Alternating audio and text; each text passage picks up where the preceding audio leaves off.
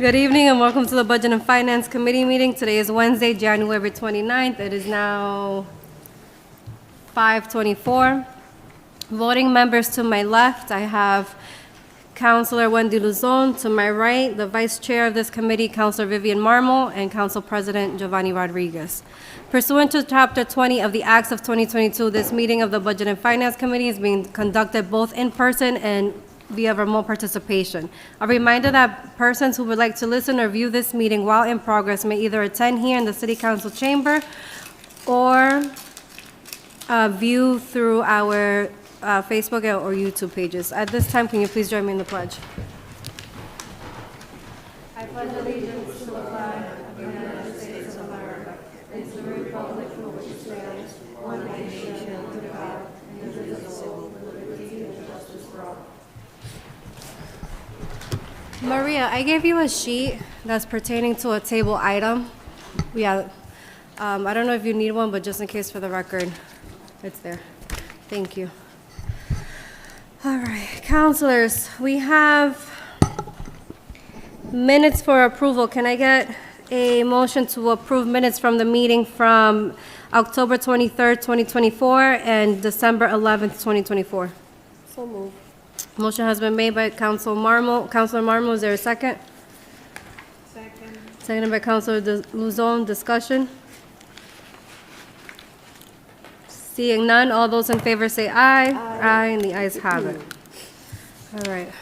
New business. The first item we have under new business, item 22-24, appropriation transfer in the amount of $300,000 from various accounts to the Child Care Circuit, and is brought to us by Sue Fink, who is the Manager of Financial and Administrative Services. Ms. Fink? Madam Chair? Oh, yes. It's 2225. 2225, sorry. Advisor Spanner, Senior Advisor Spanner, you have the floor. Good evening, Vice Chair Stephanie Infante, City Councilors, good evening.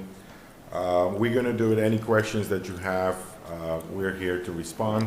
But basically, for you as well as for the public, Mayor DePena is requesting additional funding for the child care program and to help the Lawrence families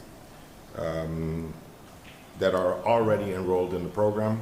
The total amount, I believe, is $300,000 that is requested. As you may know, funding for this program has always been limited, as it was initially a pandemic emergency program. The mayor is advocating, as well as most of you, for this program to continue. But however, we need additional program. And we anticipate this program to last an additional 3 months. The reason why these funds are very important is to help those families that are enrolled, or at least the children that are benefiting from this program, for the parents to be allowed the time to seek other additional funding sources. To just abruptly finish this program and leave them up in the air is not a good process or policy to follow. So the mayor is requesting these funds to help those families during that transition. Councilors, any questions? Yes. I saw Councilor Marmol. Councilor Marmol. I'll be brief. Senior Advisor, are you able to? My finger's not working, right? No. You always have that luck. Senior Advisor, are you able to give an explanation as to why these organizations have declined their funds? Like, speak to me as to what the process entails, considering that these funds at one point was approved for these organizations to operate, and now they're declining it. Do you mind just, going by what that process entails and why these funds are being declined? Well, I don't have the full scope of it. Susan, do you know?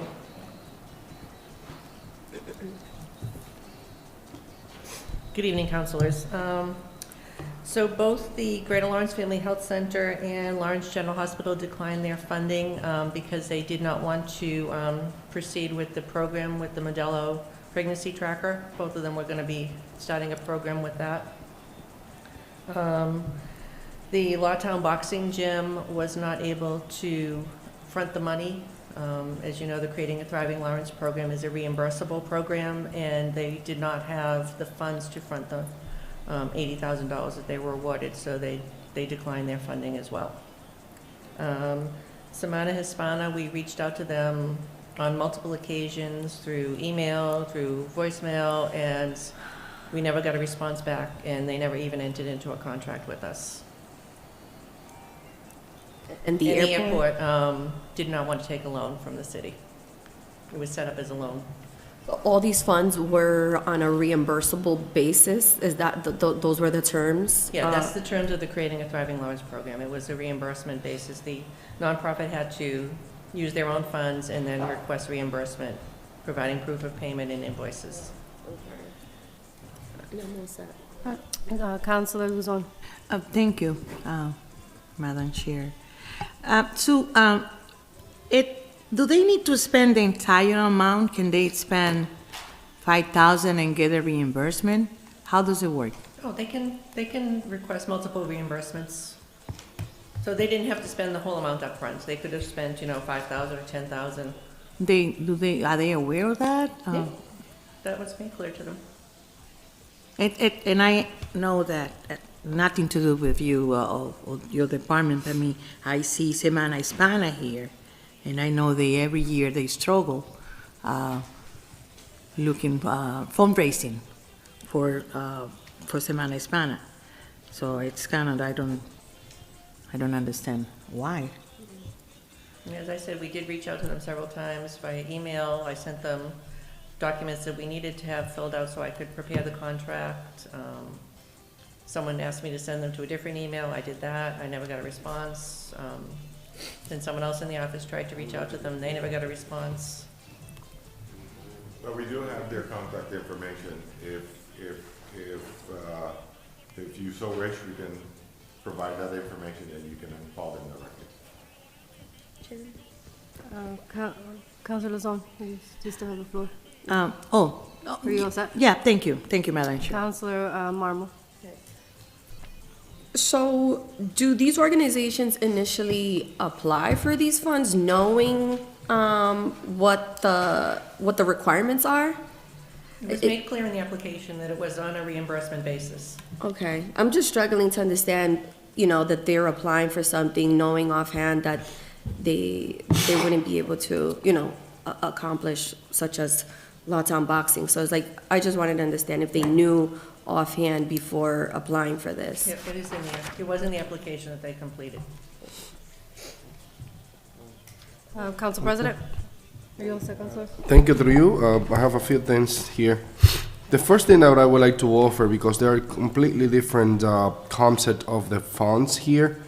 I understand that, as far as I understand this whole thing, probably I'm pretty sure that, based on what my research and what I have seen here, how these things have developed, is that the Greater Lawrence Family Health Center and the hospital, as well as the airport, they're probably rejecting the funds for multiple reasons. So I would like to offer to split this item into A and B, so we can have a discussion and be able to approve part of the funds if possible, and then we can continue the discussion. So I would like to offer an amendment to the item through a motion to split it into A and B.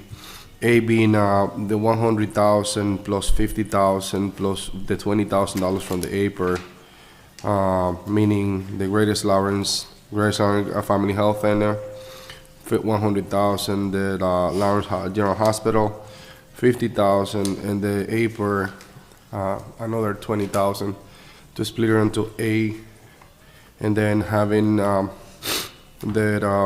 the Semana Hispana and the Lawtown funds split into B, so we can have a conversation with those two organizations. So I would like to make that as a form of a motion to split those two. Motion has been made by the council president. President, is there a second? Council President, do you mind? Oh, I'm so sorry. We need a second for discussion. Second, Seconded by Council Marmo. Discussion, Council Marmo. do you mind going over how you split A and B again? So, So A would be Greater Lawrence Family. yeah, the 100,000 for the Greater Family Health Center, plus the 50,000 from the Lawrence General Hospital, and the 20,000 from the APR, meaning 170,000 into item number A, and then keeping item number B, Semana Hispana 50,000, and Lowtown Boxing 80,000, 130 total. So 170 on one side, and then 130 on the other side.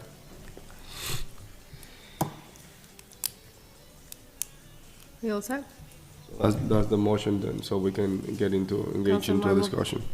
And just for clarity purposes, this is just to gain an understanding and having an explanation from these two organizations as to why they're declining the funds? Yes, essentially, I'm very clear, based on my research that I have done with the health center and the clinic and the APR, that they don't want to proceed with the Modelo pregnancy tracker or application development. And the APR, they have expressed multiple times, and when it comes to the loans, that it's not their desire. So that one is clear to probably go to this important scholarship that we've been offered to the families from Lawrence. The other two are not quite clear yet, so instead of just holding the entire amount, we can release partial 170 if this goes well, and then we can proceed with the discussion with the other two organizations. And if that's the case, and then we can proceed with the second item, which is B. Councilors, if it would be helpful, I believe I have a letter from Lawtown Boxing that I forward to you. It explains their rationale. Yep, that will be part of the research. That's help. That help a lot. That was my question for you, Ms. Fink. If you got in contact with these two organizations, Lawtown Boxing and Semana Hispana, with them, any, like, confirming that they don't need these funds and that they're okay with not having it? Well, I absolutely have a letter from Lawtown Boxing. But no, No response at all from Semana Hispana after reaching out to them multiple times. okay. I'm gonna say, I don't agree with splitting this. Myself and Councilor LaPlante received an email on December 18th from a constituent, very worried about the funds regarding the child care circuit. And I was in contact with Director Velez over that week, and she was on vacation, so I really appreciate the fact that she answered. So this, I've been waiting for this, and I know she did inform me that you guys were working behind the scenes on this, and just that email that I received was very worrisome. So I don't agree. I agree that we should be putting all $300,000 into this program, but I'm only one counselor. Yeah, through you. Council President. So essentially, the biggest difference that I have seen on this allocation and the previous allocation for the circuit is that we have Maria here from the childhood circuit, which she explained to us as of how much scholarship we will be able to give in and how much that will mean when it comes to funds. I don't want to ask that question to either one of you guys because you guys don't know about that stuff. You guys not running the program. So I think that is essential for us to have at the full council meeting and to have Maria Moller, which is the person in charge of running the program, to actually come in front of us to keep on explaining to us as of why this fund is important. Having partial funds going to the organization is not going to abruptly stop the program. I have received those emails as well. That's why I'm splitting it into two items, 170,000 going immediately, and then be able to respond, be able to get an answer from these two important organizations from Lawrence that we're counting on those funds as well. But for one way or another way, I don't know why they're not able to come up with the money. So if what I'm saying is, especially for the Lawtown Boxing Gym, because I'm pretty sure Semana Hispana have a bunch of expenditures that they have done since last year, bunch. That festival go over 150,000 on expenditures. So if they submit that funds, I'm pretty sure that only one bill will cover that reimbursement, because they have paid. They have paid to the police, they have paid to different vendors, they have paid to the stage, they have the fund, they have the receipt to actually be able to get reimbursed. I'm pretty sure about that. A Lawtown Boxing, I know that they need a lot of funds because they are a free program. They don't charge, and that's one of the reasons as to why they're not able to produce the funds to be able to reimburse, to get the reimbursement. But they probably don't know that if they actually buy one case of water and and they get that receipt, they be able to get reimbursed at $5. So probably having them here and explain in a single manner, like if you have a $5 receipt, you'll be able to get a $5 receipt, $5 back. So that's the thing, like, I don't know, I'm not 100% confident that that explanation was going to them just like that, plain and simple. If you spend $5, you'll be able to get a $5 back. Understood. So- Thank you, Council Director President. Pimentel did have conversations with Lawtown Boxing. After they sent in their letter, she reached out to them and did discuss it with them. Thank you. Maria, can you do the roll call for, the motion on the table is to split item 22-25. Read item 2225 into 2225A and 2225B. Councilor, Council President Giovanni Rodriguez, Yes. Councilor Vivian Marmol, Yes. Oh, yes. Councilor Wendy Lusong, Yes. and Chairperson Stephanie No. Motion carries. Thank you. So now, Madam Chair, I would like to offer a motion to send, with a favorable recommendation, to the full council, item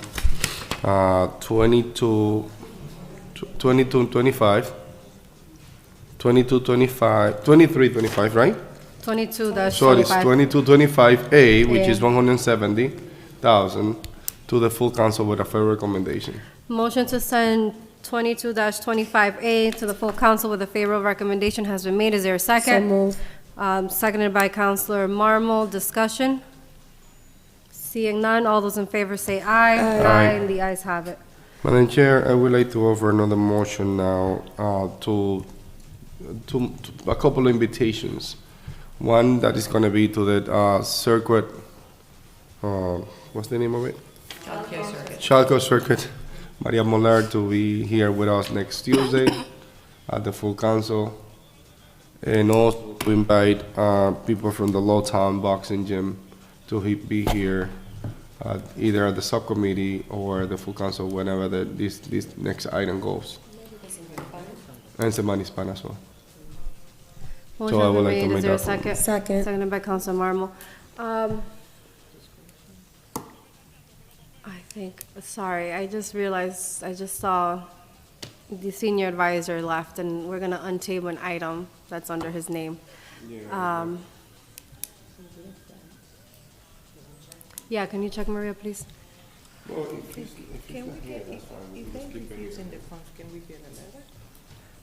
We're gonna, I believe he has another meeting. I think he has another meeting.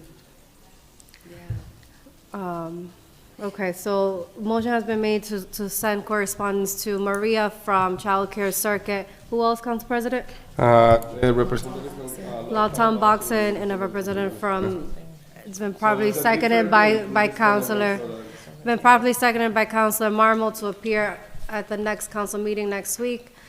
Discussion? Seeing none? All those in favor say aye. Aye. And the ayes have it.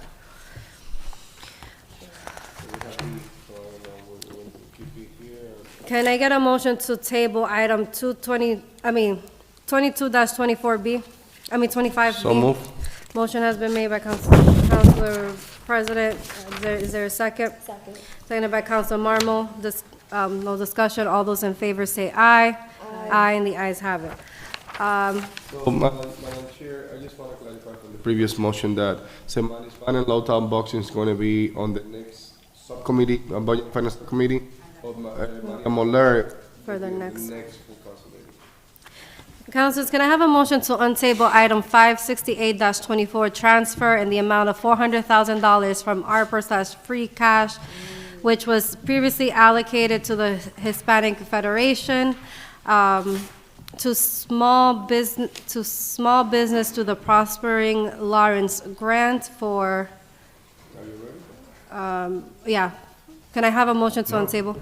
You guys are untabling, but that was not our request. Can I? We haven't even discussed this, because last time when this was on the agenda, no one from the mayor's office was here. We did. He was. Oh. We're just waiting for us to give him feedback. Can I, Hold on, can I have a motion to untable? Motion has been made, is there a second? Seconded by Councilor Marmal. All those in favor say aye. Aye. And the ayes have it. Madam Chair, we, subsequent to the council meeting, we have contacted several organizations that we are going to work under the recommendation of, I believe it was your recommendation, Council President, in terms of trying to see if we can work with, based on the needs of other organizations that wanted to disperse the money or were in need of the money. We have met so far with Lawrence Partnership to identify the different needs. We were not ready to prepare to talk about this item because we haven't requested it to be on table, but I know that Frank Cerrito, the Director of Economic Development, was going to reach out to other organizations as well to find out. By now, every organization should have a list of, let's say, businesses that are in need of a grant, help, and what type of assistance. But we did meet with with Lawrence Partnership, but we would like to meet with MCCI, we would like to meet with some of the other organizations as well to provide assistance and to have a clearer understanding and bring a recommendation to the mayor and as well to the city council. Councilors, any comments or questions? Yes, Madam Chair. Councilor Luzon. To the senior advisor, just keep in mind that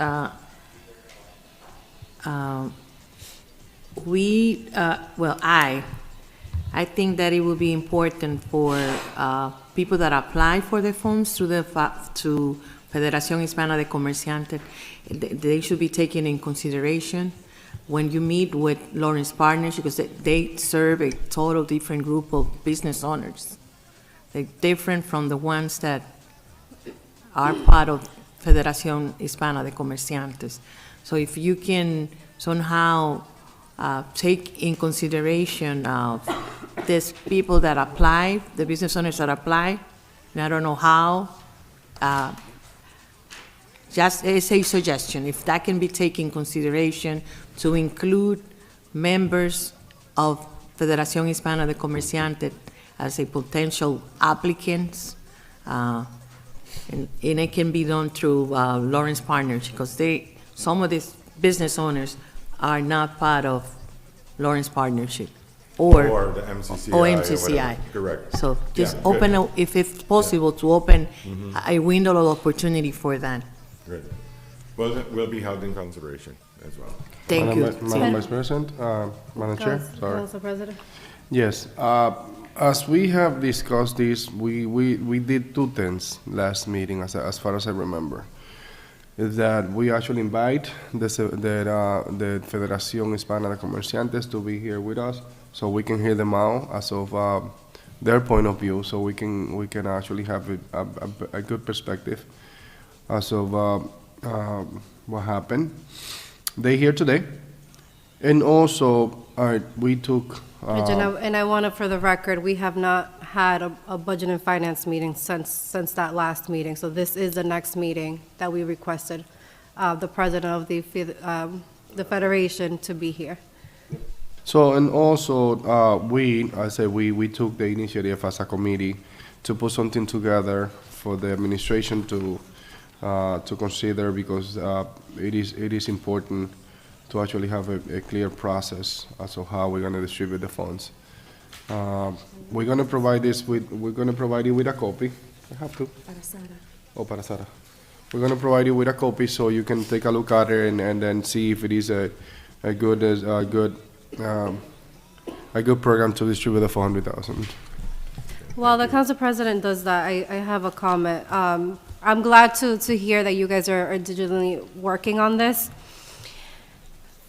How do you say Incantu? My concern, there you go. I was saying the word in Spanish and I was forgetting it in English. My concern about this, and I can send you, Senior Advisor, screen recordings if needed. Throughout the month of December into early January, our mayor has been on the radio asking people to call their counselors to basically, pressure is not a very positive word, but to speak in favor of this item. And I don't understand why the mayor has gone on the radio and said this multiple times, when what I'm hearing is that the administration is still working out logistics for this, and you guys seem to not be fully ready yet to fully present a plan or to have a discussion on this item. So that's not fair to the council. And I'm sure the mayor is aware of the activities and the job that's being done for this item.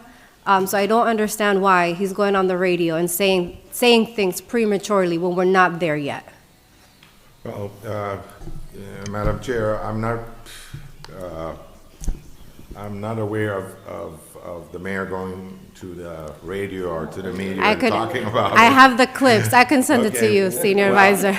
I'm here as part of making sure that the directives of both and the wishes of both the mayor as well as the city council is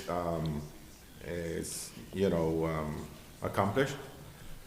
What I can say is the reason why we wanted to meet is to make sure that we gave a fair chance to the other organizations to find out, because there's two type of businesses. Three type of businesses in Lawrence, but two are mostly in need of the grant. One is the startups, and we know that 80% of the startups, they fail, but they need a fair chance to have their enterprise. The other group are those that are transitioning from start to to growth, and those are the businesses that employ more than 2 people most of the time and have already proven themselves in the market. And that's why we're contacting some of these other organizations to make sure that, there's a balance between startups and also the other companies that probably need funding, for instance, to purchase a facility or a gap financing or to complement their loan request at the bank. So that's why we're going through the process, and that's the reason why I didn't request this item to be on table until further notice. And I think you have also received, as a background information and history, when the legal department advised the mayor not to change the rules of engagement during the process, the reimbursement of the funds. And we have requested the city attorney to come before you, and just as a reminder, if there's any changes, then, this is the body that makes the changes. We're not gonna get involved in that. We can make recommendations, we can be, on behalf of the mayor, we're not happy with this, we're not happy with that, but you're the ones that sets the rules for ARPA. In fact, we are also requesting all the organizations that receive funds to start preparing their reports, because we need to give a report to you as to how the ARPA funding has been, that was converted into free cash, was expended. Thank you. As you spoke, I just remembered another incident. This was also in December during the Luz Cafe relocation grand opening. The mayor also I was the only counselor there, threw a little jab about this being approved. So again, like I said, I'm hearing that you guys are working on it. I'm hearing that you want to come back and just present a more thorough plan. Just please go back. It's not fair to the council being mentioned for the mayor of our city telling people to call us when a plan or nothing is concrete yet, that we don't have anything in front of us to even make a decision on. So just make sure that you relay that message to convey the him. message. Thank you. All right, can I have a motion to? No, wait. Excuse myself, Yeah, I yeah. have another meeting today. Yeah, Okay, thank you. Huh? Oh, I'm sorry, yes, we have, we have the president of the Hispanic Federation here with us, Sarah Perez, I like to. which is why it's on table. Hi, Sarah, name and address for the record, I'm please. Sarah Perez, 1719 McKinley Ave, Lawrence, Massachusetts, 01843. Thank you.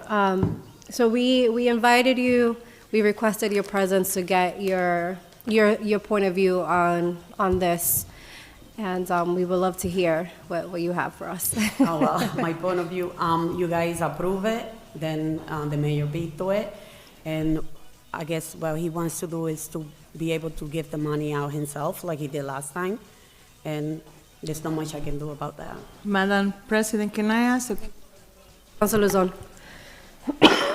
can you go back a little bit before the money was approved, if possible, some do you remember what the mayor specific asked you before approving this money? And it has to do with me being the president of the organization. Do you recall that? That you need to resign, and you did, Yes. because he didn't want this to turn into a political drama. Okay. Can you repeat that? And you use my name so it stays in the record? Yes, Wendy Luzon needed to be out of the organization in order to be able to get the money, because he didn't want this to turn into a political drama, a political issue. And you resign for the, so we can get the help we needed. And there was a lot of business owners here with us asking for that money. Yeah, thank you for your response. I just want that in the record, because some of the, and it's in record that in some of the meetings, I have to leave the meetings because of conflict of interest.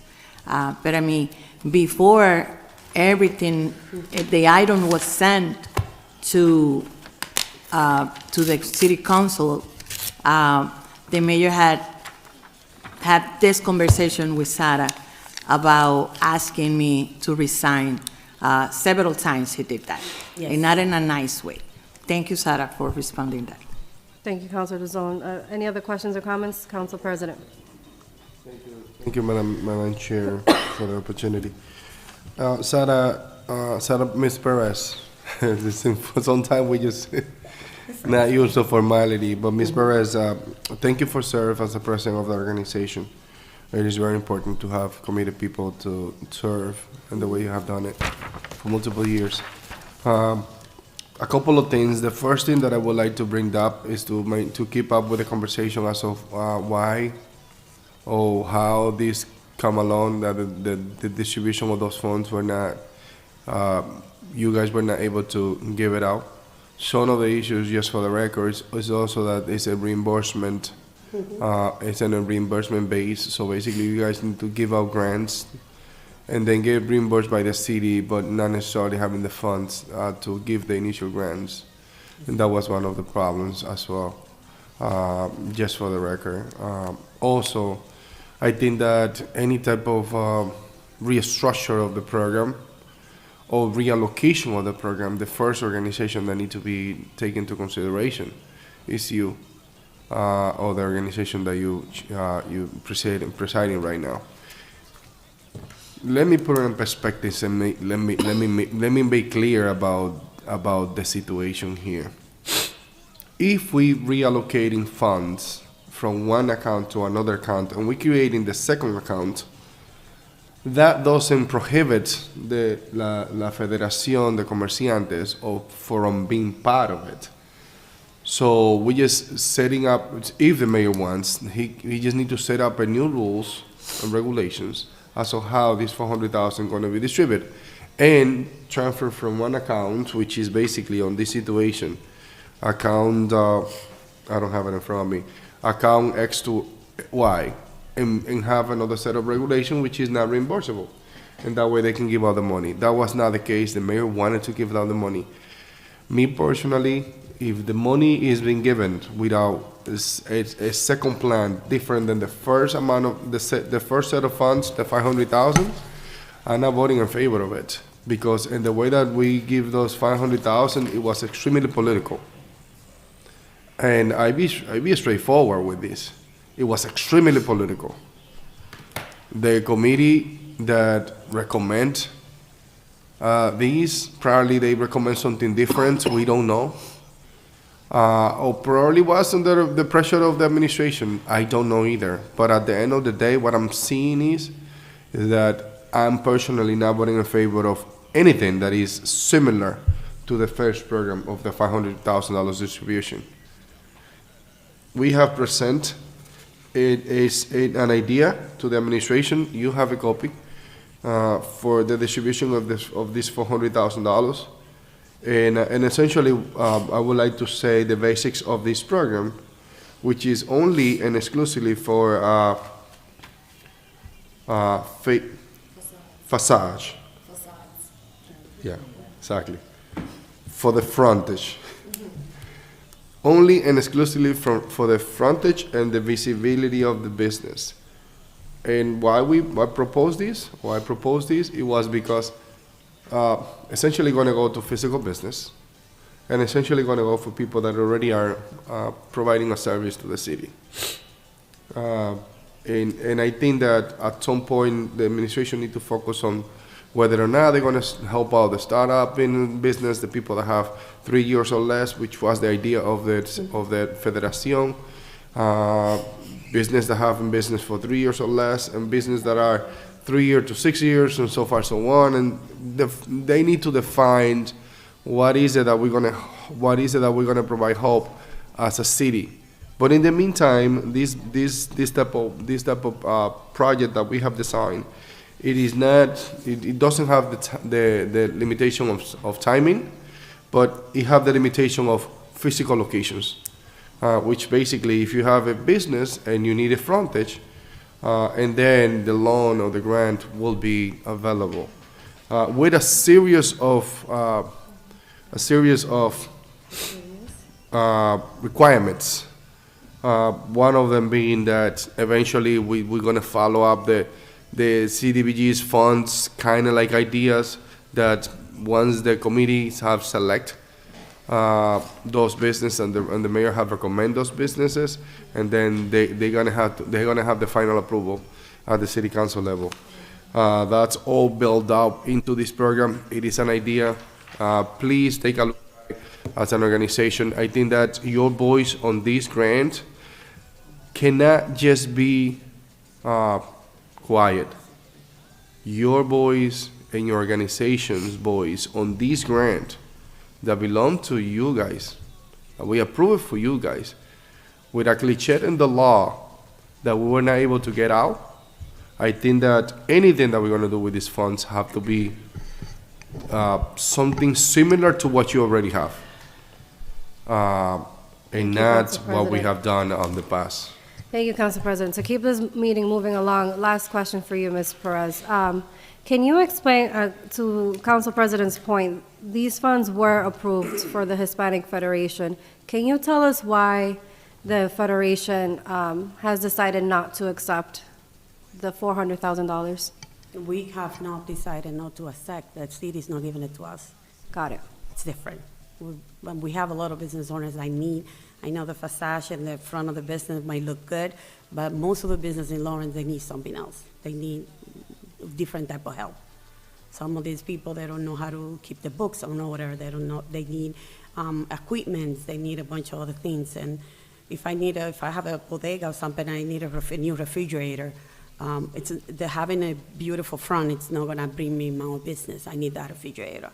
So that's what we, as a federation, we were working with. It's like the things that they really need that will bring the business to the next level, or to keep the business open.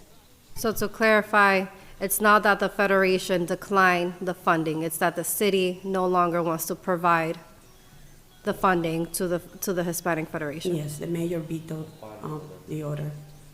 And after that, Thank you. then we don't have $400,000 to give out and then, reimburse, and that's what we came here to ask you guys to. You, Madam Chair, Thank you. very No, quick.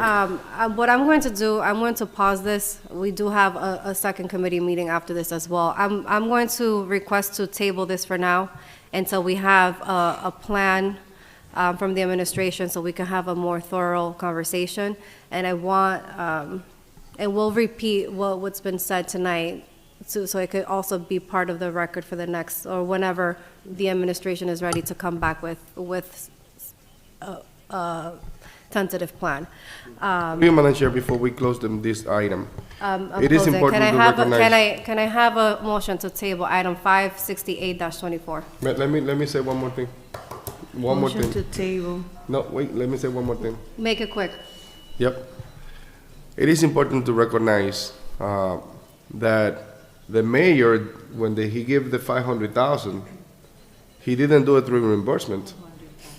500,000. The first 500,000, he didn't do it through reimbursement. So why don't we get this 400,000 to the Federación on the same way that he gave out the 500? So again, Council President, these are questions that we don't have answers to at the moment. The administration is not ready to discuss this. So at this point, can I have a motion has been made to table item 568-24 by Councilor Luzon. Is there a second? Seconded by Councilor Marmol. All those in favor say aye. Aye. Aye, and the ayes have it. Thank you. We will be in contact once I hear from the administration. Thank you. Thank you, Ms. Perez. All right, back to new business. Item 23-24, authorization to expend 23-25.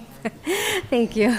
Authorization to expend 30,000 towards the Project Safe Neighborhood Initiative. We have Director Shepherd from Support Services of the Police Department here with us tonight. Director, you have the floor. Thank you. Good evening, City Council. So it's Rosa Shepherd, Director of Support Service at the Lawrence Police Department, and I am here to present this grant. The Massachusetts State Police Department is extending an invitation to the Lawrence Police Department to participate to the in the PSA initiative program of the Project Safe Neighborhood. This grant is to target, or the program is to target gangs, violence, illegal firearms, and narcotics. So these funds will be mainly used to pay for the overtime for the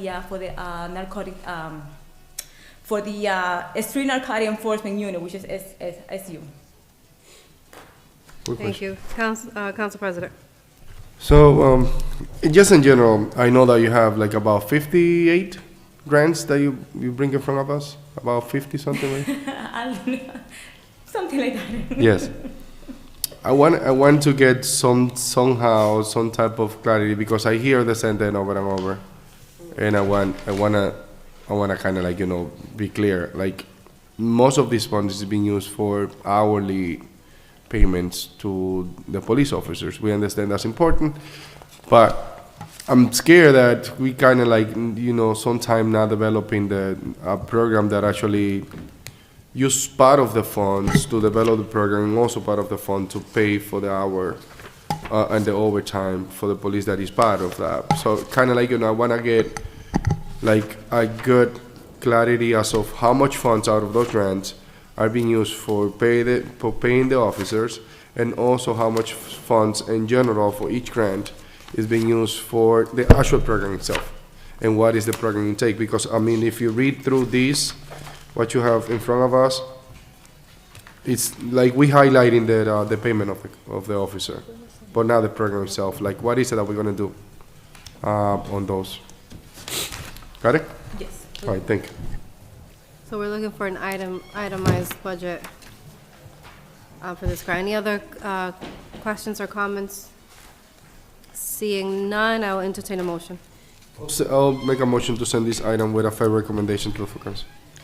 Motion has been made properly seconded. Discussion. Seeing none, all those in favor say aye. Aye, and the ayes have it.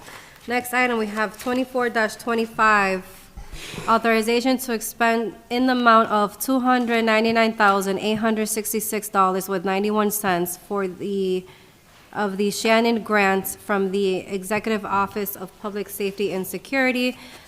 Again, from the Police Department, Director Shepherd, you have the floor. The Lawrence Police Department has applied and was awarded for the Shannon Grant, which is from the EOPS, $299,866.91. This grant, we've been applying for this grant for about 11 years, and we've been grateful that we've been awarded every time we have applied for it. So this grant is used to partners with the community, such as YWCA, Lawrence Family Development, at Lawrence, Change the Play, Sueños Basketball, Boys and Girls Club, YMCA. We as well, we do the Open Gyms and the Junior Police Academy under this grant. Councilors, any questions or comments? Sure. Council President? How much is the average that we're gonna be providing to each organization? Usually, I remember that it was a set amount specifically before. What is the amount for this year? As of today, it's $30,000 per partner, and the police department will get $6,000 plus the overtime that is dedicated for them. See, this grant is a little different. We have more specific, like, what is it that you guys gonna do? Not a problem. Thank- And I know in the past, I've been asked to bring partners to speak on behalf of the grant, to tell you a little bit about the service that they have using these funds. Today I brought Sergeant Caravaggio. He oversees the Junior Police Academy, as well he's the school resources. Sueños Basketball was here, but unfortunately she needed to step out. I can tell you exactly what she wrote, that the services they have under this grant. Okay, sure. I'm going to read it word by word how she wrote it. Jackie says, we have served 112 youth and 25 parents with the Shannon Grant. As a basketball organization, we have come to realize that our role goes far beyond the game. Many of our kids face challenges like depression, anxiety, and ADHD, which struggle with that. Without the Shannon support, they can lead down to dangerous path. That's why they made mental health as a priority. Through psychoeducation, coping with tools, and a strong sense of community, we are not just teaching them basketball, we are teaching them how to navigate life.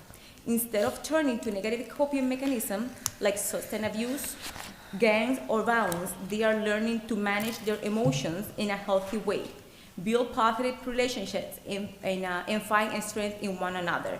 We already seen how this initiative has transformed life, and now we are expanding to include youth girls as well. Every dollar invested in this program helps to equip the kids with tools that they need to help them to thrive, not just as athletes, but as a confident, resilient individuals. By investing in this mental health and physical health, we are keeping them off the street and giving them a future together that can change life. They also provide mental workshop for kids and parents. That's the services that Sueños Basketball provides. Thank you. Any other questions or comments? Seeing none, at this point, I'll entertain a motion. Make a motion to send to the full council with a fair recommendation. Motion has been made, properly seconded. Discussion. Seeing none, all those in favor say aye. Aye, and the ayes have it. All right, next one on our list is item 25-25, authorization to expend $37,490 from the BJA FY24 Edward Ryan Justice Assistance Grant, also from the Police Department. Director Shepherd, you have the floor.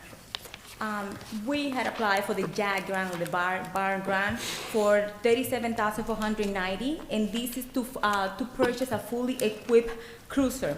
However, this grant will also just partially offset the total of what a police cruiser costs, which is $62,264. So we'll be using the part of this grant to pay for the cruiser, and of course, we become, the police department will pay for the difference. Thank you. Any questions or comments, councilors? I'd like to make a motion to send it to the full council with a favorable recommendation. Motion has been made. Is there a second? Probably second in discussion. Seeing none, all those in favor say aye. Aye, and the ayes have it. All right, last item on our list, we have item 26-25, authorization to expend $5,000 from the mini grant BJA Comprehensive Opioid Stimulant and Substance Use Program. Again, from the Lawrence Police Department. Director Shepherd, you have the floor. We have applied for the Essex County Outreach Mini Grant in the amount of $5,000. And this grant will be used mainly to purchase essential supplies for the cold weather for the homeless in the city of Lawrence, such as gloves, hats, coats, and blankets, and will be distributed in events, any events that the police department of the city of Lawrence decide to have. Councilors, any questions or comments? Just, Council to, President. through you, Madam Chair, just to, since, The Lieutenant last item. is here, just to give us some, how you have done it in the past, if you have done it, how you have a good idea of how that might work and stuff like that. Sure, good evening, Lieutenant. councilors, thank you, Council President. So within, when we're working with this population, substance use disorder population, many of them are homeless. So when we do our outreach, when we're offering them services, they don't immediately take our services, and we have to build that trust. And the way we build that trust when we're doing our outreach, especially in times of cold weather, we offer them different things like hand warmers, gloves, hats, things that we really take for granted as our own, but they really have nothing. It's, we've been given some donations as far as boots or what have you, but as you can imagine, with this population, we go through this quite a bit. So we'd like to augment that, and we work very closely with the Essex County Outreach. That's a regional organization that addresses the problem within the entire Essex County. They asked us if anyone in specific communities needed some assistance to apply for that grant. So we applied for that, what they call a mini grant, for just $5,000. And we'll augment our program by buying those essential items so we can go out there and, in a humane way, deal with them and offer them not only services, but some humanitarian needs. Thank you, Madam Chair. Do you have any matchup from the city for this? No, there's no match for the city for this grant. We just, it's something they offered us the opportunity to apply for the grant, so we just put in for it. We are fortunate enough to get that grant. And we work closely with the community development and the Mayor's Health Task Force, and we work with them. So we kind of cobbled together many grants together to kind of, push these services forward. Because we have, I think that with the city should just match up this grant as we get in it, because I mean, it is important to actually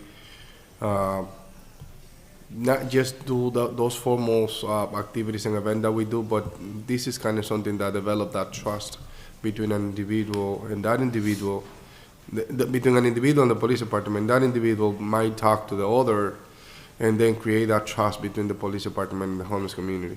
We as a think it's department important. take great strides in trying to rebuilding some of that trust. As you can imagine, throughout the years, we had a fractured relationship with this population. And I'm here to say we've done a really good job of building that relationship. We go out now and we're really on a first name basis with a lot of these individuals. We're really getting some real inroads. Good example, I'll give you a very good example that happened this weekend. There was some, a small encampment that was in a dugout in the Plaisted Park. We got called, we went there to arrest them. Opposed to just using our enforcement powers, we went there and we very politely handed out some hand warmers, gave them some jackets and gloves, and said, hey guys and women, you can't be here. We gave them a bag to clean up this place. When we went back there this Monday with DBW, the place was all cleaned up. They had all bags all neatly, bagged up, and they moved along. Not to say that they're no longer homeless and they're no longer somewhere, but at least they have that mutual respect. When we respect their dignity and give them some items, they respond in kind, and they adhere to our requests as, not being in certain places that, our community also uses that shared space. Thank you, Madam Chair. Thank Thank you. you, absolutely. We do have Chief Bonilla.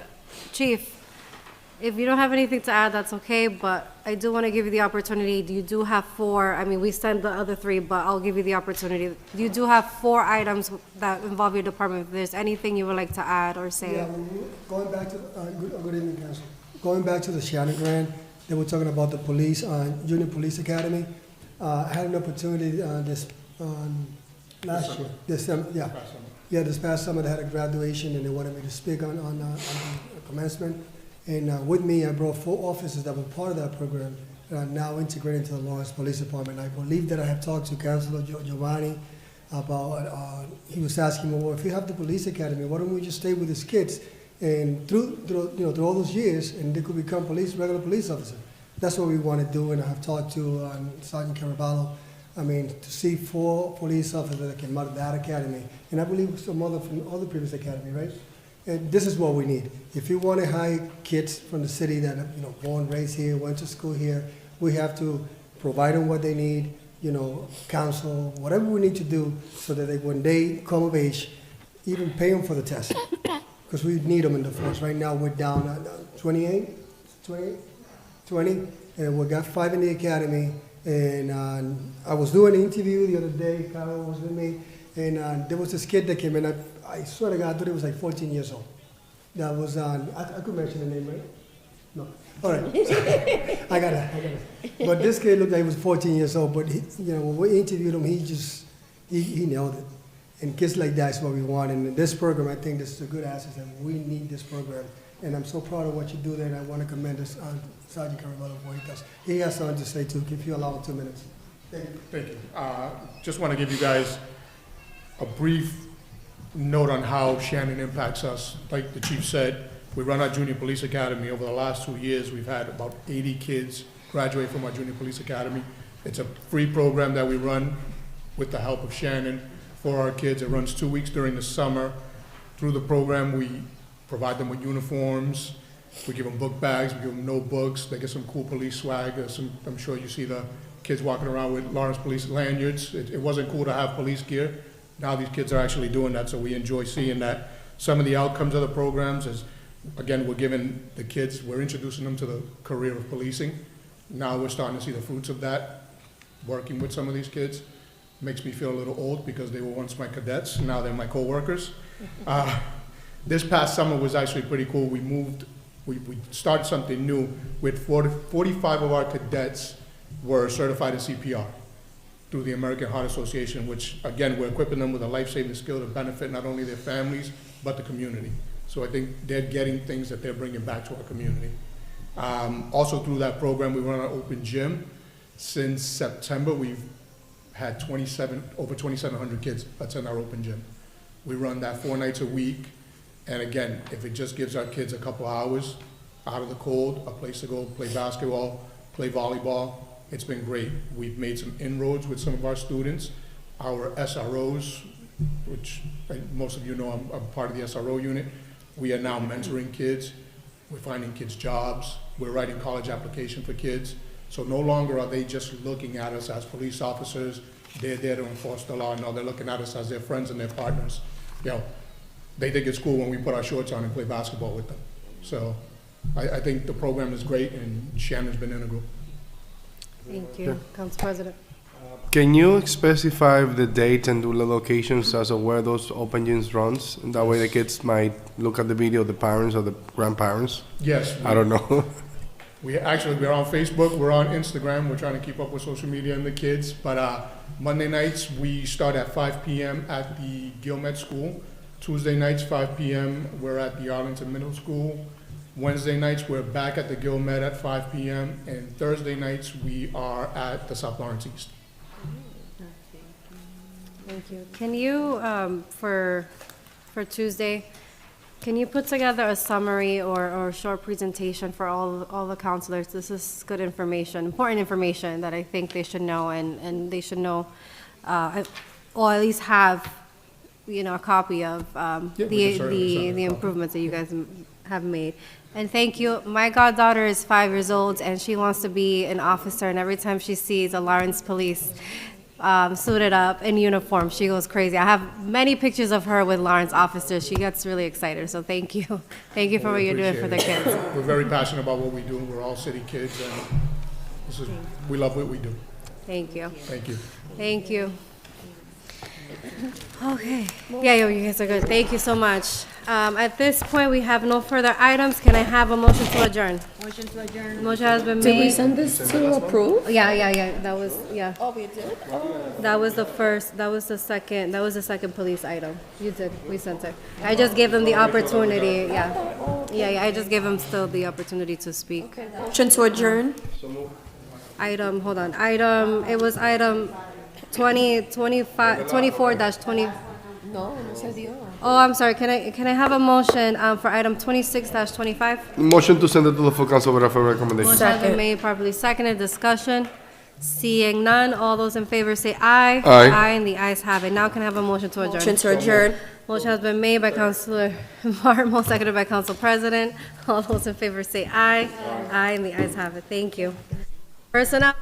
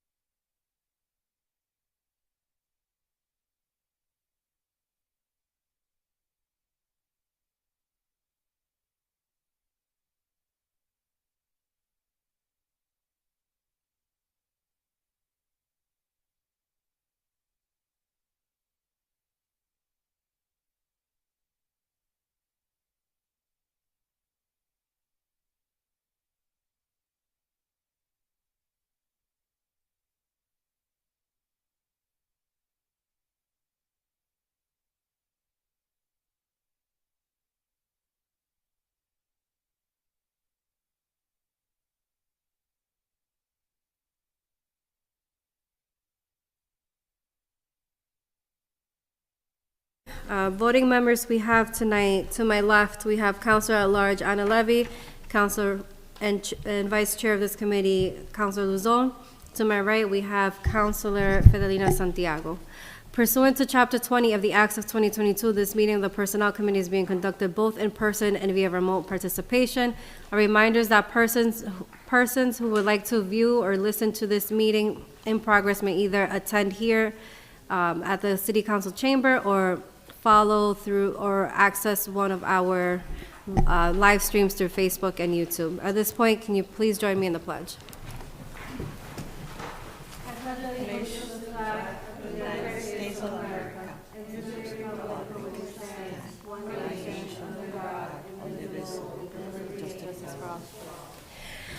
Councilors, we have, sorry. Mejia unplugged the, no, I fixed it. Councilors, we have minutes to approve from our meeting from December 11th, 2024. Can I have a motion? Motion has been made by Counselor Santiago, seconded by Counselor Levy. Discussion on the minutes? Seeing none, all those in favor say aye. Aye. And the ayes have it. Council's first item under new business is item 13-25, the appointment of Daniel McCarthy as Planning Director. It was brought to us by the Senior Advisor, but we have our acting HR Director, Attorney Carol Garcia.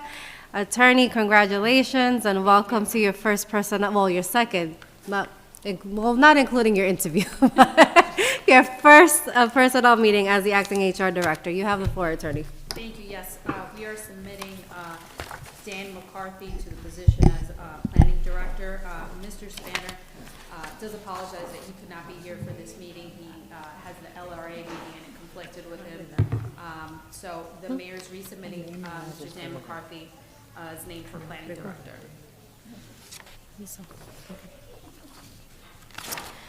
All right, thank you.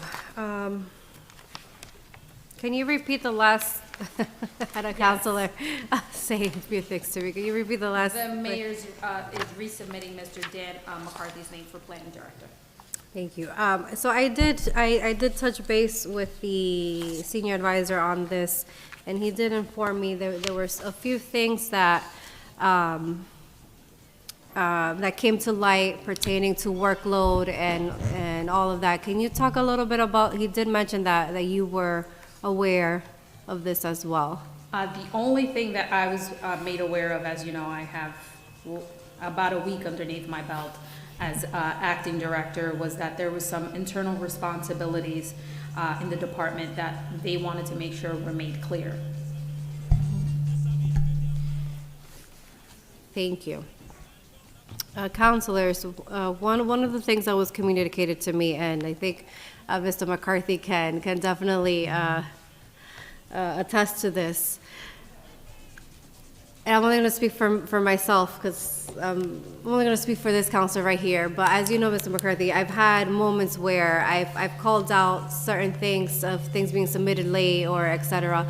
And it came to my attention that, I mean, we knew, but I'm glad that it was started out and a conversation was had between you and the administration, that your plate was overfilled. You had responsibilities that perhaps should have been given to another person or that you needed help. And I think from my understanding that was voiced prior to this item being resubmitted to the council. And I'm glad that somewhat of a plan or understanding has been met, because now that you're going to be hopefully confirmed, there's probably going to be even more responsibility. So I'm glad that whatever you don't have to do, you probably don't have to do anymore. More responsibility. Maybe, I don't know. But, you know, the little responsibilities that perhaps shouldn't have been on your plate, it sounds like it's been hashed out. So I'm happy to hear that. And with that being said, it's a perfect transition to you, Mr. McCarthy. Thank you. I appreciate the opportunity. I think you all know me. I've been with the city 21 years, working in the planning department. I've been a planner since the beginning. I've been the director of planning on occasion. I've been in different terminology during the entire 6 administrations that I've worked for. But I think essentially I've been doing the same job all around. I provide you a copy of my resume. As you see, I cover a lot of boards. I think at the current time, I'm providing a lot of backup for some of the department heads and some of the employees who are new to the field. So and that's basically just an effect or an award for being here 21 years, that you get a lot of experience. So I've helped write the housing production plan and worked on our economic development plans and stuff like that. Certainly outside of the field of planning, but something that I enjoy doing. And again, I do this all because I enjoy working for the city. I like seeing the city move forward more productively, better planned, I hope. So I'm free to answer any questions. Thank you. Before we go into the questions, I do see the director that we recently confirmed of the overall department here, Director Pimentel. Director, if you have any words in support of this confirmation, you have the floor. Yes, good evening, councilors. Thank you so much for this opportunity. Wilda Pimentel, OPD Director. I just want to say, Director McCarthy has really been a guidance, not just for me, but for all the directors in our office. He is really a source of information, guidance, and support. He helps all of us, even in other projects, and he has been completely, full, and his plate has been completely full with projects and just different workloads. But this is why we wanted to make sure that we restructure everything correctly and position everything to put him at an advantage, so that now the rest of the team can also support him and what he needs to do for the city and for this administration, because there's a lot of projects that we do in our department, and he really has been leading that on his own. He didn't have an assistant, so just to keep that in mind. So he was doing all this work on his own, and he's really been a beacon of hope for all of us and supporting all of us as well in all our other different projects. So I hope that you guys can definitely give a positive recommendation for Mr. McCarthy, who has been a support and guidance to all of us. Thank you. Thank you, Director. Councilors, at this point, I'm going to open the floor for any comments or questions. Comments or questions? First, I'd like to apologize for my attire. I usually dress more professionally. You're okay. I'm going to be going out tonight for the annual count. So I know I'll wear my work boots. You are totally okay. Councilor Santiago, you have the floor. Yes, I would like to know what is the salary, because between 65 and... Oh, you have to use the other mic. That mic does not.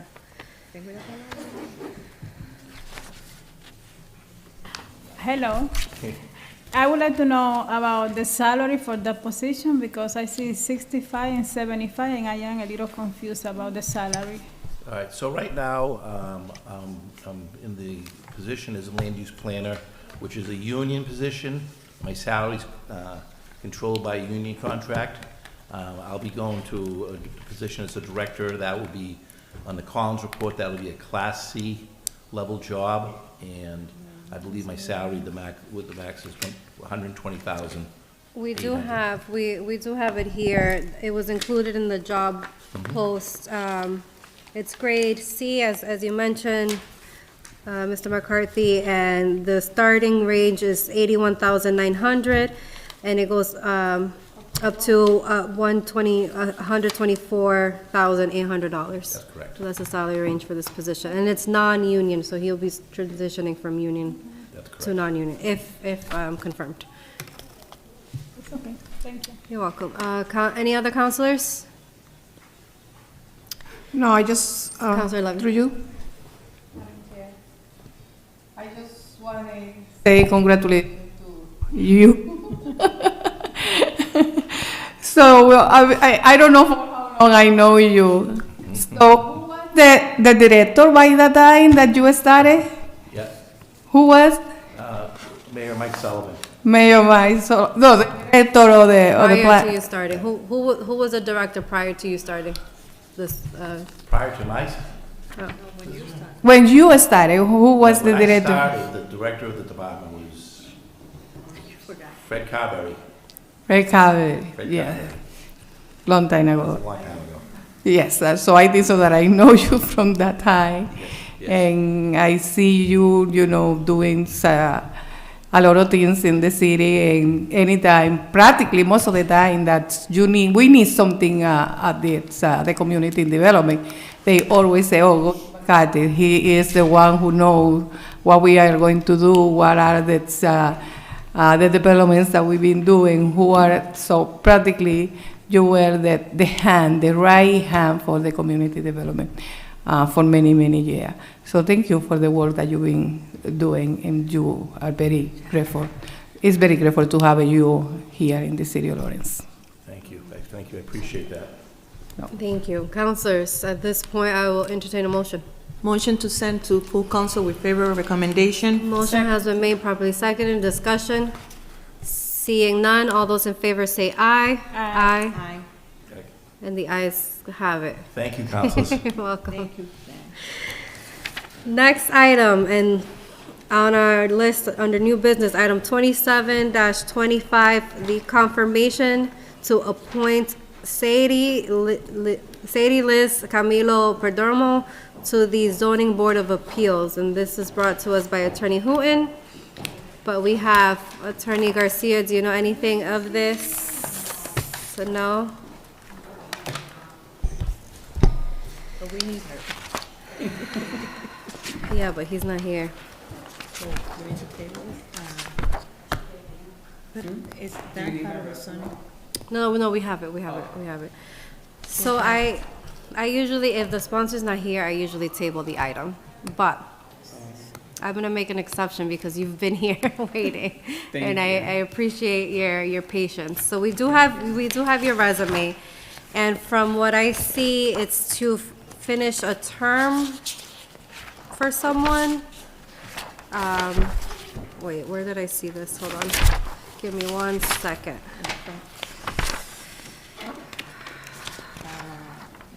So, yep, so from the memorandum that we received from Mayor DePena, from Attorney Hooton to Mayor DePena, this appointment would be to finish the unexpired term of Beatrice Taveras, who I'm assuming resigned, and that expiration date is January 1st of 2026.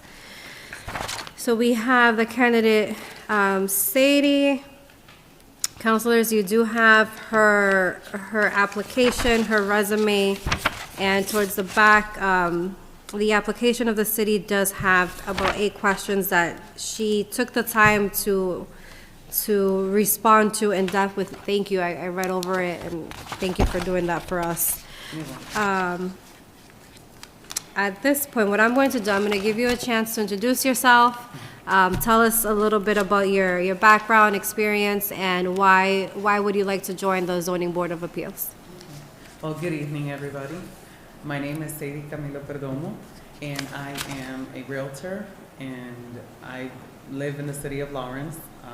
I own my house by East Haverhill Street, well, up in Prospect Hill, for 8 years. Before that, I owned another one in Byron Ave. And most of my life, I've lived in the city of Lawrence, and I've been working as for customer service I worked for an attorney, Stephen James Wright, also from the city of Lawrence. I've worked with a general contractor for 12 years, which that's what I did before I became a realtor. And I've had a lot of involvement with the city because I used to come to do the building permits. I've also done presentations for the zoning board, for consultations for other people. So I am very passionate about the city, and I'm very passionate about seeing things that develop the right way and projects that will be in, a positive outcome for the community. And I'm also very involved with my church in the community. Don't know if you have any other questions. Thank you. Councilors, any questions or comments? I would like to Councilor Santiago. welcome society, and thank you for apply for the position. Really, when I saw your resume, it is really impressive for me.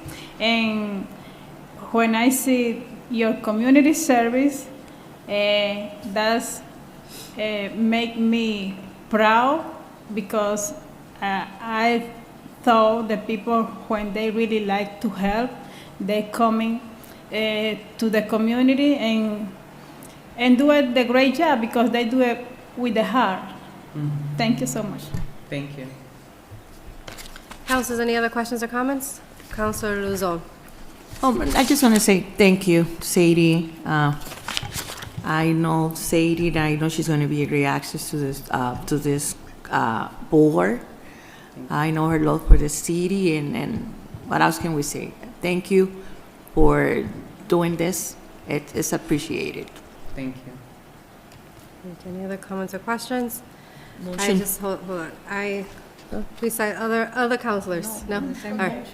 All right, you want to say, Council? Are you, no, you're, all right. So I have a comment and I have a question. So I have interacted with one of your bosses, Joey, many times, and I know he takes very great pride of his work. So the fact that you've been with him for so long speaks a lot, because I know he does not play when it comes to his company and his field. So that speaks for me, that speaks volumes. But I have a question for Mr. McCarthy. Quick question. Say, what is the process? Say there's a client of the Zingel's Realty Company that comes before the Zoning Board of Appeals. What is the process that Sadie should take if confirmed by if she becomes a board member? Well, upon getting confirmed, one of the first things she's going to have to do is take the state ethics test and the ethics requirements of the state, and say that anything that she would have an interest in or former interest in that would be financial beneficial, she would have to recuse herself from that. So it's a common, it commonly happens. We usually have attorneys, engineers, people of that sort on these type of boards, and they have to recuse themselves. That's why we have regular voting members and associate members who can step in for those persons when that time is necessary. But we've discussed this, and Sadie understands that. Thank you. I'm aware of that, but I wanted that to be part of the record, and I'm going to ask the same question, if you guys don't already say it, next week, just so it could be part of the record, and people who are listening at home or watching know what the state ethics law is, and that you guys are aware of that. So. All right, thank you. Thank you. Okay, now I will entertain a motion. Motion to send to full council with favorable recommendation. Motion's been made, probably seconded. Discussion. Seeing none, all those in favor say aye. Aye. And the ayes have it. Thank you so much. We will see you next week. Thank you. Congratulations. Congratulations.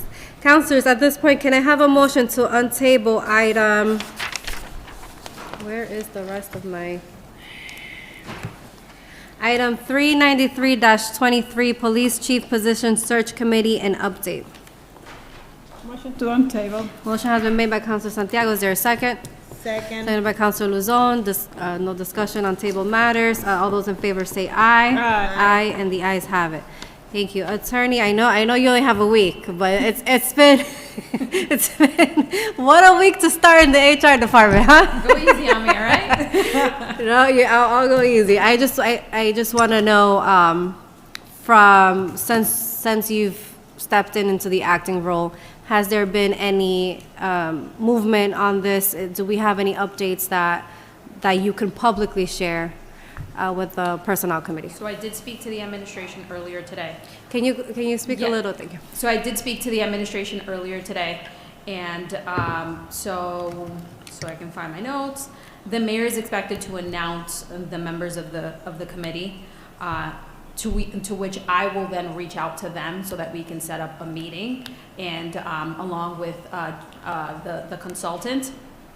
I can tell the committee that everyone that has been selected to be on that committee has been confirmed already. So they've accepted the role, and they are willing to serve on the committee. So that I can tell. So the names will be released sometime this week in a press release. Thank you. That's That's all. all. That's Thank all you. I have for you. You know, thank you. It's for your first week. I'm glad you have some type of an update. Thank you. Thank you. We do have with us this evening Lieutenant Rasso and Sergeant Samard. I know, Lieutenant, you had a few updates for us last time, and I would like to give you the opportunity to see if you have anything you would like to add or. I do. Thank you again for allowing me to come back up with the email you sent me earlier. I've been working with Attorney Garcia when she was in the law office, and I'm glad you're in the HR role now too. And I believe we have an excellent working relationship already established. And my name is Jim Razzo. I'm the accreditation officer with the Lawrence Police Department. I'm also the union executive board member along with the president, Mike Saman. I'm here as the union executive board member status. And I'd like to read a prepared statement if I can. Yep, go ahead. So again, as like last week, I am exercising all my rights under Mass General Law 149, Section 158, the whistleblower law, and the LPD anti-harassment policy 423. Be advised that I've been requested here by the City Council to provide an update and information about certain city issues, including the chief search, and I was speaking on matters of public opinion. I do feel compelled that there was an attempt to violate my First Amendment rights of free speech last week. I think my protected rights under the Can you speak closer to the mic, please? Thank you. Under the current CBA 2022 to 2025, Article 1, Section 2 says union activity protected. I think the last week in front of this personnel committee, I think there was an attempt on that to be obstructed. I did go through the city charter, and I found city ordinances 2-04-130, which I made copies of. Could I share? Yep. So in this ordinance, the ordinance is titled Appearance of City and Employees Before the City Council. It allows the city councils to call any employees to provide information. I do not believe the ordinance grants the mayor the authority to prevent the city council prevent the council from having a designated individual appear, like you did last week and you did this week. Mr. Spanner asserted that permitting the constitutional protections are only invoked when an employee is called to provide testimony before the subcommittee. My understanding is the employee is about to give testimony that may lead to self-incrimination. They are entitled to invoke the Fifth Amendment. In all other circumstances, I believe there's no legal precedent that allows a mayor to deny the council's request for an employee to speak and be present. I also believe the city councilors possess the authority to issue subpoenas, to compel the attendance of witnesses and the production of documents during their inquiries. It is my understanding that although the city council is not permanently designated as an investigative entity, it retains the authority to conduct investigations as part of its legislative decision-making on municipal issues, even though specialized committees lack the oversight responsibilities.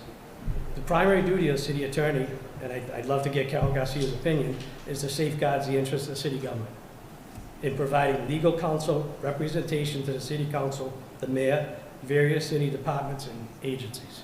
That includes all of us. The city council should evaluate the performance of the city attorney, given the city's attorney is appointed by this council.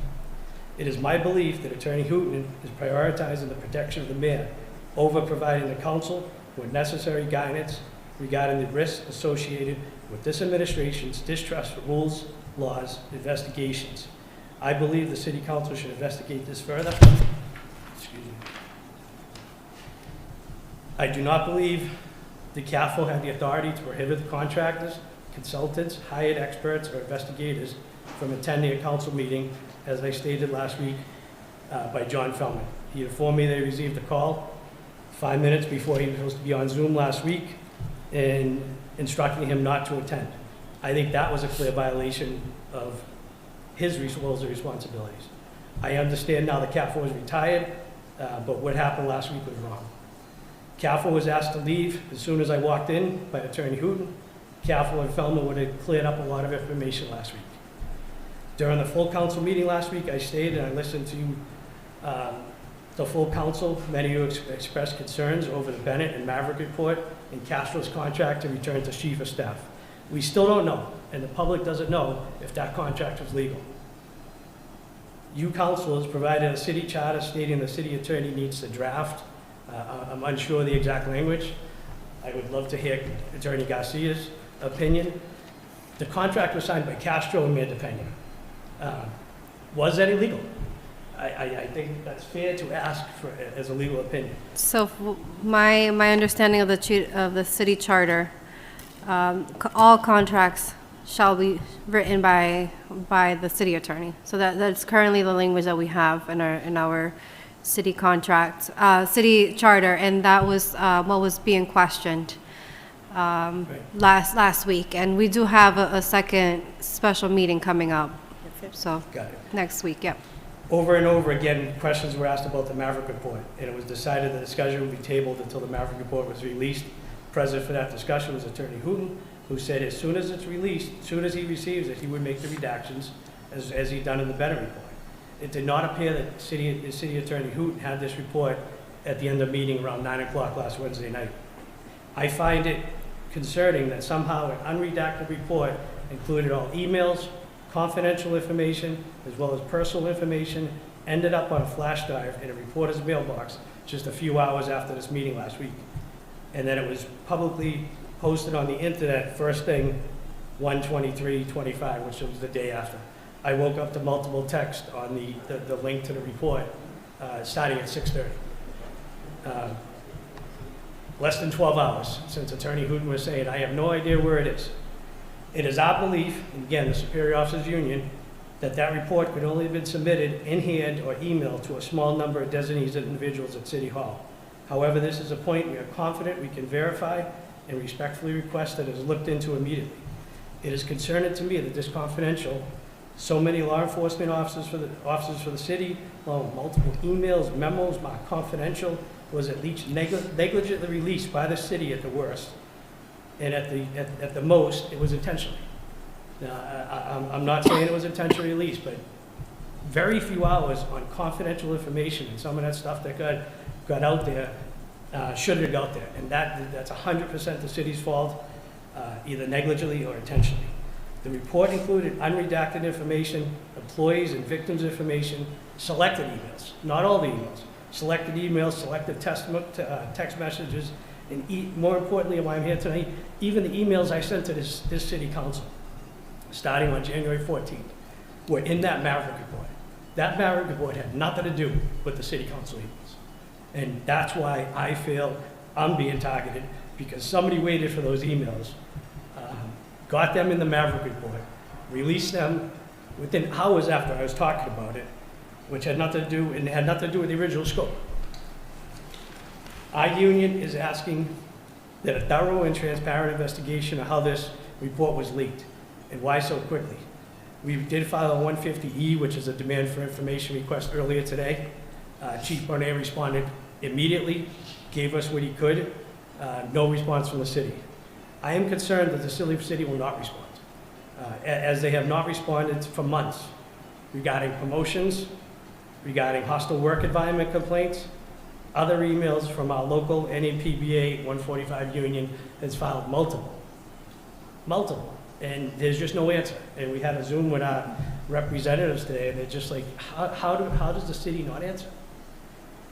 Since the last meeting, according to the police chief, sir, since the last meeting, I was in contact with Mr. Feldman a few times last week. He was asking me about the search committee. He was under the understanding the committee was sworn in, has to be sworn in, and he believed under the city charter.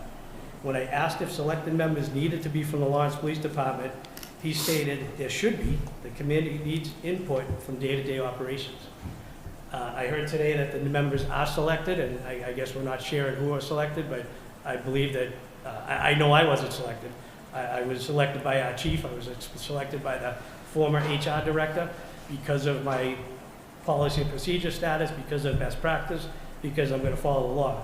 Now, I'm assuming that other members of law enforcement were selected that are outside of Lawrence, and I'll work with anybody to get the best chief in here, but I find it unreal that they wouldn't pick somebody from the police department. Now, if it's a personal, I know people's feelings get hurt, but if it's a personal feeling that they don't want me, I think we really need to select somebody that understands the policy and procedures, the rules and regulations, the policing in Lawrence, the community policing, the city council, the mayor, the city attorney, and HR. Now, I don't know how two selected law enforcement members, whoever they may be, can do that. And I did ask John Feldman, is that normal? It's not normal, but he didn't say it was not possible. And I asked him if he recalled ever doing a fair and transparent process without members from hiring their other department. He did not. And he said something that stuck with me. He's like, sometimes the truth is worse than fiction, or better than fiction. Because I've been talking to this guy since October. I was selected to be on this committee. We can play the game that I wasn't appointed. I was selected. I took it on my own. I talked to this guy for months. And every time I talked to him, it was one thing after another. Couldn't believe what was going on. You know, I don't know how much you could share, but the last time I talked to him, he was supposed to be up here this week. And if he didn't get up here this week, the last email that I sent to the city council was he was tied up till March or April. Like I said last week, we have 12 to 15 good candidates, a couple internally and the rest externally. But there are people waiting to take over this job.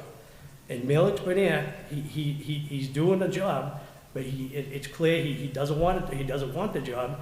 He wants to pass it on. And that's what we need. We need some leadership, some guidance, and some direction. And like I said, I'm hoping we're gonna get it. The last phone call I had with John Feldman was Saturday. As then, he stated he has a new point of contact. I'm assuming it was Attorney Garcia.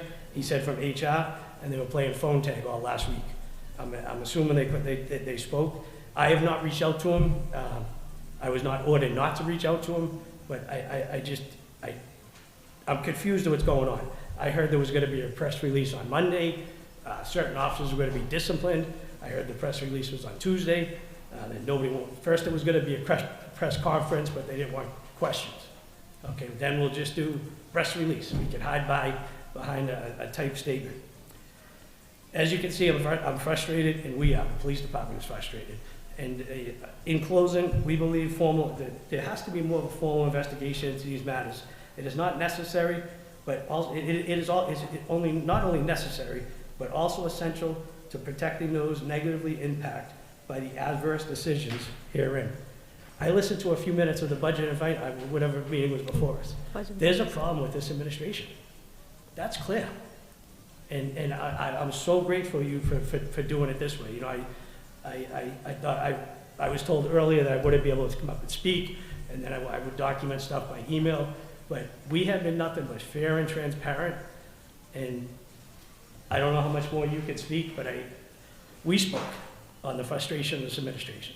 We spoke on the promotional process that they're just not doing. We spoke on the improper hiring practices, and we fixed all that, along with Attorney Foley.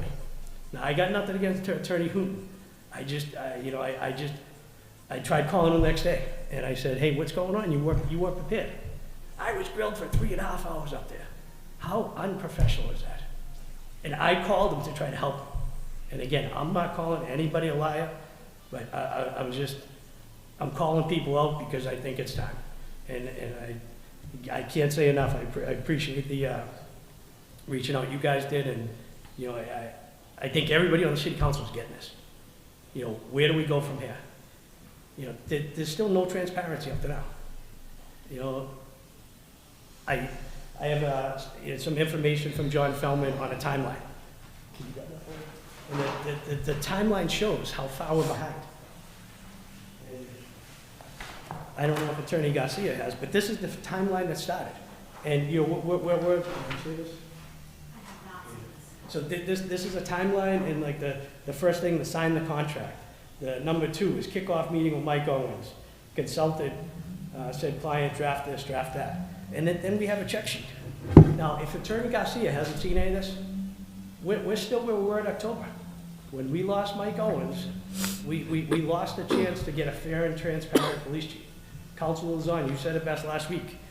You know, so all this caused, Attorney agreed. You know, so the Castro was ordered for suspension. The HR director's gone. And I think you used the word fair. No, it wasn't fair. You know, and somebody sent me this ordinance last night. I really think I was attacked last week in constitutional rights. And it becomes intimidation of witness. The intimidation of witness statute in Massachusetts is not that you have to be afraid of someone. It's the intent to harass. Now, I drove in, I parked right next to the mayor's car. He can't come down here and talk. I get texts all day. I'm not able to listen to him on the radio station, but I really wish I could. I get texts all day. He said this, he said that. You know, have him come in and explain it to you. Don't hide behind a microphone in a radio station. Does he not think everybody's listening? You know, as you can see, I got a few more years here before I retire. I want to get this place accredited. I want to get this best practice. She's listened to me about accreditation. Accreditation is so important. It's a game book. All other city councils, it's a police chief arguing about engaging. They don't argue. They engage with the city council. Here's the best practice. Here's an org chart. All the stuff that John Feldman was, you know, asking for. Now, I'm assuming he still doesn't have any of this stuff. I stopped calling him Monday because it pretty much that, you know, after that meeting, they don't want me on the committee, and that's fine. I'm a big boy. They're not going to hurt my feelings. But put someone on it, and I have to work with them. I have to get the org chart. You got to blindside the chief. If you have improper search committee members, and there's already appearance of impropriety, there's already appearance of conflicts. Let's fix that. You know, hide him in a radio station. You know, like hiding on the inboard, you know, keyboard warrior or whatever you call it. You know, something has to change, and I could see the frustration from you guys last week. You know, I have more information on the Bennett report. I have another whole speech, and I'm hoping I can be called back for that. You know, there's so much stuff, but other than that, you know, I could go on. I know everybody's time is valuable. I don't know if you can say any more. I think what I'm going to do, I'm not going to have Attorney Garcia speak on this because the main attorney on this issue is Attorney Huen, and he's not here this evening. But we have, I mean, not we, I'm going to speak for myself. I have similar questions to those that you asked tonight. I've been holding off on additional comments or questions until the special meeting. I think that's more suitable for, I mean, it's mostly pertaining to the report. Right. So similar concerns. So I'm going to leave it at that. I don't want to put Attorney Garcia under you know, a microscope when she's trying to get a hold of. I'm taking it easy on you today, so get used to it though. 100%. Tomorrow we're doing interviews to fill all our positions. We'll be together half the day tomorrow. We have a good working relationship, and I don't have that with Tim Hooten. Is that Tim Hooten's fault? I don't know.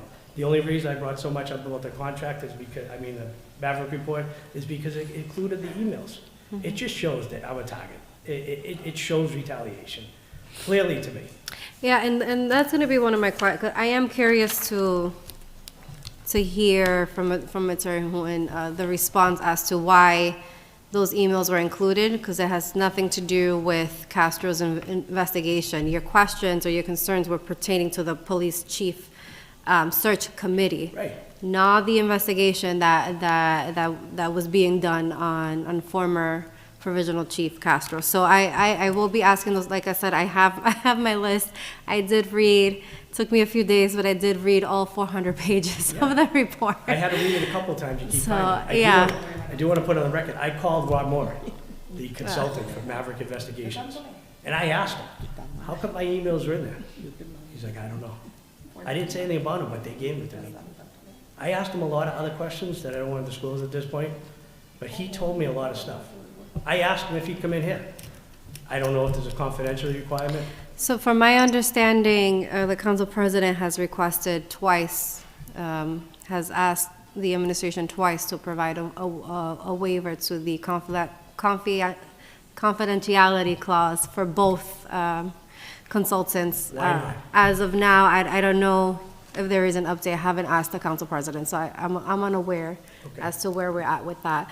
But in terms of going back to the investigation of how the Maverick report got released prior to the city council receiving it, my understanding is that there is an investigation being done by the city attorney's office. But at this point, I also don't have an update for that. Like I said, I've been reserving myself for the special meeting, to But get that should be- answers for all of us. It at the should be same time. easy to see what Maverick did with it. You know, I know what he told me, you know, but I don't know what's gonna come out after that. You know, Right. there's only a few people that could have negligently put this somewhere, but for this to get to where it got, I don't think it's negligent. And I remember Council was on last week saying, you know, I wasn't calling anybody a liar, you were telling me I'm being too nice, and you were mentioning cover up. Something's going on if we don't flesh this out. And I don't think it should be fleshed out behind closed doors, it should be fleshed out right here. That's the problem. You know, the internet's blowing up on conspiracy theories. I have plenty more, but if you don't have any questions, I know your time's valuable. And councilors, any comments or? Madam Councilor Chair, Luzon? just for the record, and you mentioned the ordinance 2.04.130, and you are totally correct. The council has the right to have any employee, to call for the presence of any employee of the city. The mayor doesn't hold that authority. So thank you for bringing that up.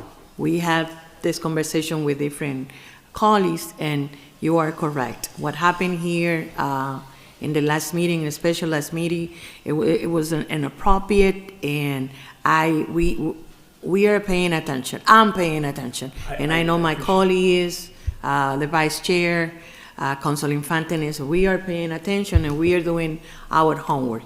But I wanted to ask two questions before you leave, and thank you for the statement. Can we have a copy of that? Yes, I brought copies for Please, you. thank you. Yep. And I want to, before you continue, Councilor Luzon, the statement that was provided by the union, did you guys get any legal advice from your attorney, from the union's attorney, making sure you guys are good? Because I don't want anybody to come back and try to you know. just Regarding say- this statement? You just, yeah, in general, Yes, yeah. So you yeah. guys did consult with your attorney and, Everything is vetted okay. out. We had a 2:00 Zoom with our. It is public right now. Yes, yeah, Because yeah, you yeah, already, yeah, this is yeah, already yeah, recorded. Yeah. Yes. Yeah, his copies. But in case, Thank in case anyone comes back you just never know, to challenge anything specifically within your statement. I just want to make sure that I got this it. statement was vetted by your attorney. Yes, and I have an email confirmation. This city doesn't care about violating rights, I don't think. You know, so am I gonna get suspended or say I did something wrong? You know, they didn't do it last week. You know, a million things was going through my mind last week. You know, should I sit down, should I not? And I didn't. I chose to come back this week. You know, this is the right thing to do, and this is 100% truth. All the stuff that I'm saying, I have factual data to back it up. You know, I have John Feldman, I had a lot of conversations over the phone, but I could back up some text messages, like I saw last week, some emails. You see the Maverick report. There's a lot of emails going back and forth. But that was a targeted investigation. I don't know how anybody can look at that and say that wasn't a targeted investigation. If Bennett concluded his investigation with Castro and said there was no recommendations or he didn't do anything wrong, then the city has to make a decision. Terminate Castro or don't. You know, he was halted, or whatever words we're gonna play on. The investigation was done, and then the HR guy's gone. You know, the news story last night, people, what is going on? Okay, Madam Chair, can I ask my question? Yes, yeah. Councilor Luzon. And I know that the attorney mentioned that the mayor's working in the committee members are they agree to participate. It's any committee member from the police department. You don't need to mention the name, because I myself do not you're have the not, list okay, quite yet. yeah. Once it's released, then I will. But based on your conversation, Attorney, Garcia. thank you. Did they mention anyone from the police department? No. Okay, so I'm assuming we'll still have him as the representative. I didn't inquire as to Yeah, if okay. there was any specific, right. even if I did have the list, and I've only been in the department I for so know. long, so I don't know many Hours. of the police officers, let alone by name, but Yeah, well, just by name, so yeah. I wouldn't be able to tell if there's anyone from LPD there. Okay, and just for the record, I know you just got there, and unfortunately, in a really hectic moment. But thank you, Attorney. And my next question is for Russell. So and this is for the records. I know maybe you mentioned it in the last meeting, but are you aware of any interference on the search for the chief by the administration? Are you aware of any interference? I think they're interfering with me right now. You know, I have emails, Mark Ianello, me, the consultant, and then, you know, I have emails from Mark Ianello saying he didn't know we had a consultant, and the purchasing agent, who happened to leave too, chimed in on the email, was like, we have a consultant.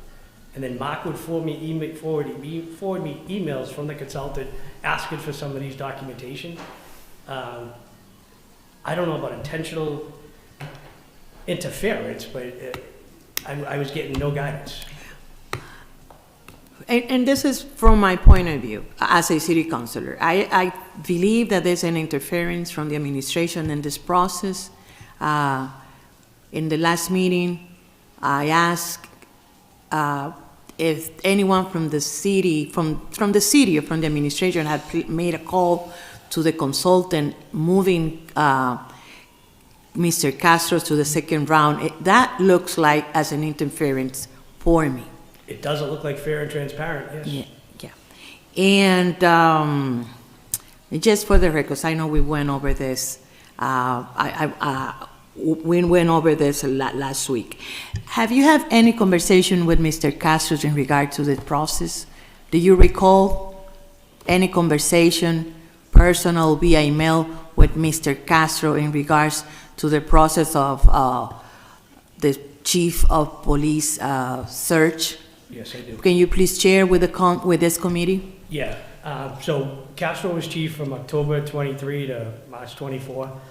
December 23, they announced a police chief position. It was before this one. It was posted on their website. It was very discreet, but it was police chief opening. I applied for it. Again, I had a good working relationship with Chief Castro. I called him. I said, hey, I applied for the police chief. He goes, the mayor's not making anybody from internally. Why are you guys always trying to, cut me off? And I was like, Chief, do you want me? You want me to withdraw my name? And that search, that wasn't even a search committee. That was open and closed. All the emails went to. So your application, so originally we had about 14 applications. I was one of them. You were one of the original 14. Yes. Okay. And then when June and July came out with the search committee, I thought I'd be more beneficial on this side. And it was a hard decision. I was going to put my name in the hat. And I spoke to family and friends, and I said, hey, I'm not going to put my name in the hat. I have a lot of experience with the accreditation. I'm a licensed attorney. I want to work on this search committee, especially if Mike Owens was chair. That guy did more for the city of Lawrence. And then, I saw the news story last night. Put two and two together. So in January, I spoke to Castro, and Castro told me, the mayor's not he doesn't trust anybody, he's not gonna make money internally. That has nothing to do with my conversations with John Feldman. Castro's name never came up then, but over a year ago, when I put in for it, he told me that there'll be no internal candidates, and he seemed to be taken back that I put in for it. December of 23. Thank you so much for your answer. Thank you, Madam Chair. Thank you.